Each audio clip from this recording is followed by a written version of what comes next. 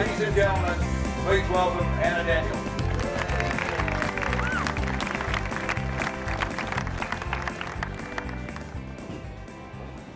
Chairperson, ladies and gentlemen, and the opposition, welcome to Rocky.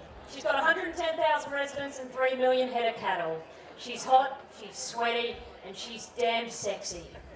Look, before we all get too hot under the collar, I'd like to put a cold shower over the opposition's arguments so far. Chris said she's married with 4 kids and has no time for romance and desire. Chris, unfortunately, you must have eaten that one piece of kryptonite to friskiness, wedding cake. Unfortunately, for you, I'm not married yet. I'm yet to eat it, and I'm having doubts about whether I will after that speech of yours. Right, now that I've cleared up the rot, we'll get back to the statement that all but blind Freddie can see. And by the way, you know why Freddie went blind. That life on the land is full of romance and desire. Look, I come from good stock, beef stock. I grew up here in Rocky, on the land, surrounded by our totems to strength, virility and masculinity, the bull statues. Ladies and gentlemen, how can you say that life on the land isn't full of romance and desire when from Gladstone Road to Yamba Road you've got dozens of phallic symbols standing atop their concrete daises, encouraging us to woo and pursue, transfixing innocent motorists. It's a wonder we don't drive off the old or new bridge in awe at these concrete Don Juans.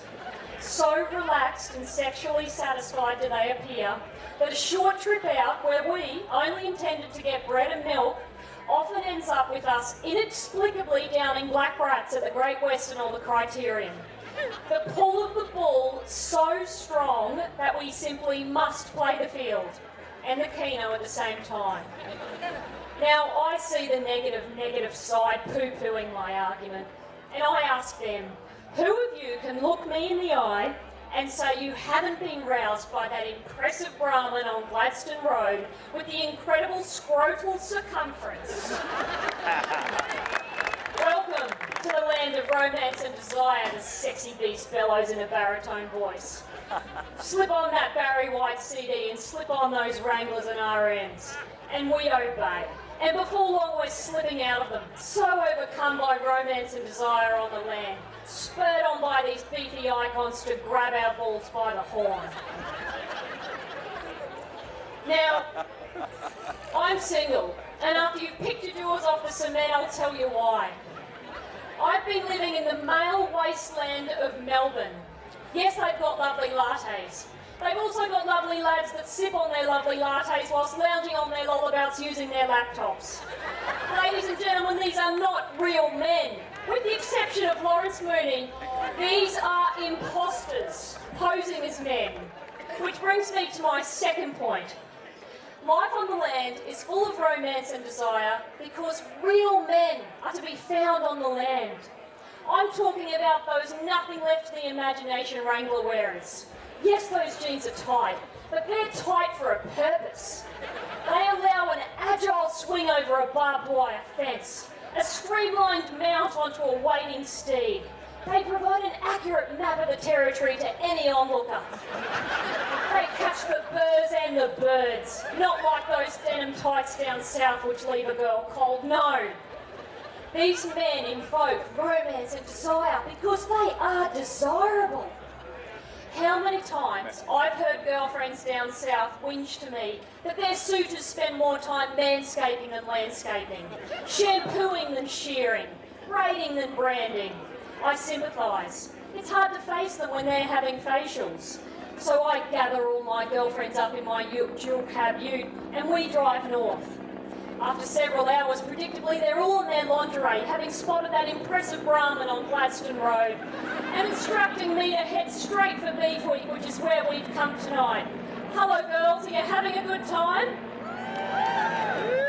Don't you feel me? Of course my girls aren't here. They've snapped up those 4 eligible brothers from Delulu and they've headed straight back to Porky's Motel. Good on you, girls, I should have guessed. Which brings me, ladies and gentlemen, to my final point. Acre chasers, hectare hunters and buckle bunnies. So prolific is the wooing and pursuing the romancing and dancing that occurs on the land, that there are specific terms for girls who go nuts for wrangler butts.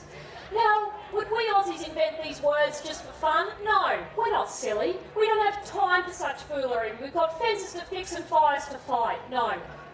These words exist because these girls are real. Because the romancing and desiring that occurs on the land is so widespread that it deserves its own vocabulary. Now, I hear the negative side and they're saying, how can there be romance and desire if these girls are just chasing one thing, acres and hectares? And I say, give a girl a break. Who isn't chasing something or other? And if it's acres and hectares, good luck to them. Isn't that right, girls? Yes, thank you for that. Ladies and gentlemen, as you can see, it should be very, very clear in your minds by now that life on the land is full of romance and desire. And I can think of no better way to conclude than by quoting the popular country crooner, Earl Dibbles Jr. Why use a pickup line when you got a pickup truck? Thank you. Ladies and gentlemen, Anna Daniels, please. Well done, Anna.